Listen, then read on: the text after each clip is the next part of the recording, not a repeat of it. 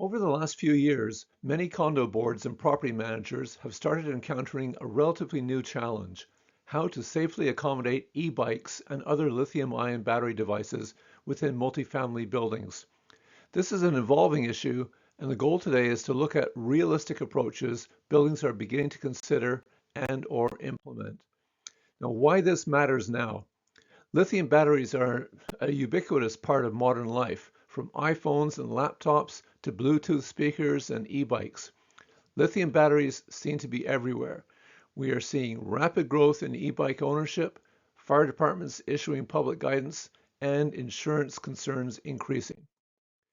Now, I do want to stress that the vast majority of lithium-ion batteries operate safely every day, but e-bikes store a lot more energy than most, and that changes what happens when something goes wrong.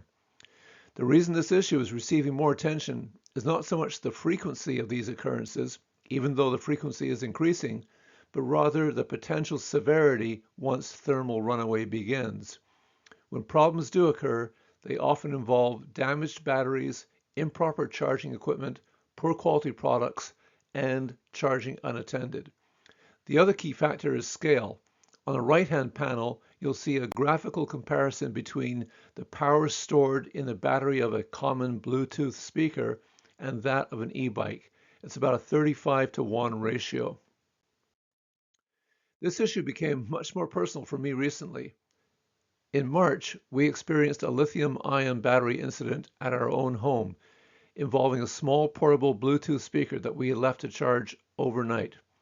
This occurred at 5:30 a.m., and fortunately, our smoke alarm alerted us and we were able to deal with it before major damage occurred.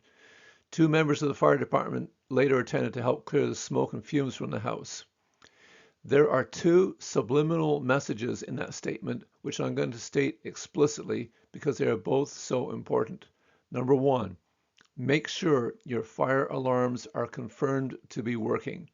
And number two, please don't leave anything to charge while you're sleeping. For us, it was a good outcome, but it easily could have been much worse if not for our fire alarm. And that experience reinforced for me why this issue is beginning to receive so much more attention from fire departments, insurers, and property managers. When charging goes wrong, it goes wrong quickly. This video was taken by a security cam inside a bike repair shop. You'll see the smoke starting in a couple of seconds on the workbench in the background.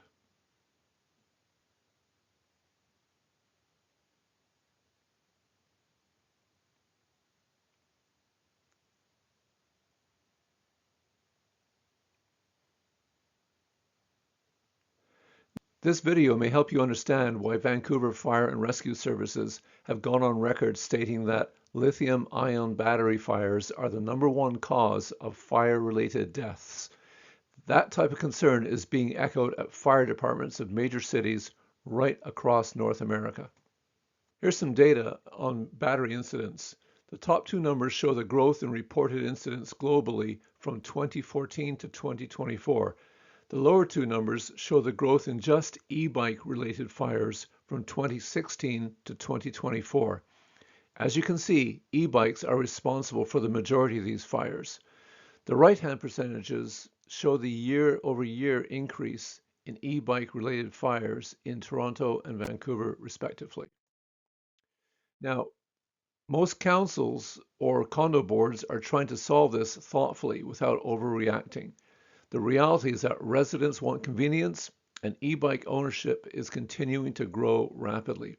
At the same time, buildings are trying to balance safety, practicality, resident experience, and insurance considerations. Banning charging is, of course, easier said than enforced. E-bikes have gone from being a novelty item to being the fastest growing segment of the bicycle market. Residents and boards alike are looking for practical solutions that facilitate the safe charging of e-bikes. Here you can see the growth rate in both Canada and the US is averaging around 10 or 11% per year on an ongoing basis. There is no single perfect solution for every building. What we're seeing instead is a spectrum of approaches depending on the building type, resident usage patterns, and risk tolerance. Some buildings focus primarily on education and policies, Others are exploring centralized charging areas, secure lockers, or fire-resistant containment systems. The important thing is that condo boards and property managers are beginning to approach the issue proactively rather than reactively. So what does safe charging look like? Well, the most important component is to keep charging out of suites, recognizing that providing a safe, centralized charging solution might not take place overnight. The next best step is to at least gain a commitment from residents to cease charging batteries while sleeping. What do centralized charging options look like? Well, there's quite a spectrum of options available, ranging from simply installing plugs in a bike room that are set aside for charging e-bikes, through to purpose-built charging lockers and fire-safe cabinets. All three options serve the purpose of getting e-bike battery charging out of suites and into a more safe environment for the benefit of all building residents. Now, as we conclude, I want to share three things with you that you can do today. Number one, I would reach out to your local fire department and see what fire safety materials they may have available for distribution to residents. Secondly, I would absolutely share the video showing the fire in the bike repair shop. I believe it's vital that people understand how severe these fires can be. And thirdly, if you leave this video with just one takeaway, I hope it's the resolution to never again leave something plugged in to charge while you're sleeping. E-bike adoption is likely to continue increasing for years to come. The question for buildings is not whether this trend exists, but how best to accommodate it responsibly. Boards and property managers who begin thinking about these issues early will likely be in a much stronger position moving forward. If you have any questions related to this topic, please do feel free to reach out to me at the email address on this slide. I want to thank you for investing the time to learn about this important topic.